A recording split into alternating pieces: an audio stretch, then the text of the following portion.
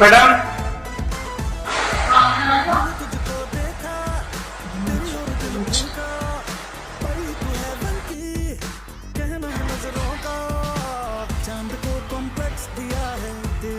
Madam मैं loan EMI लेने के लिए आया हूँ। आप मेरा लोन ईएमआई कर दीजिए, मैं यहाँ से कर दूँ।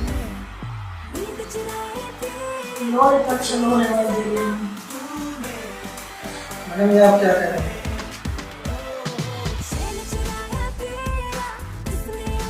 ले लो ईएमआई अच्छे से।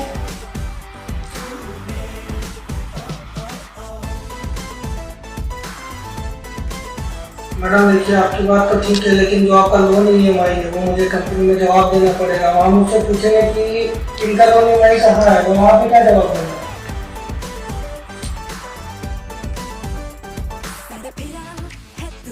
अरे तुम इतना सोचो तो फिर क्या हो गया? आप तो कुछ भी कर सकते हो ना, क्योंकि तुम मैनेजर हो। हाँ मैम वो तो हूँ मैं, लेकिन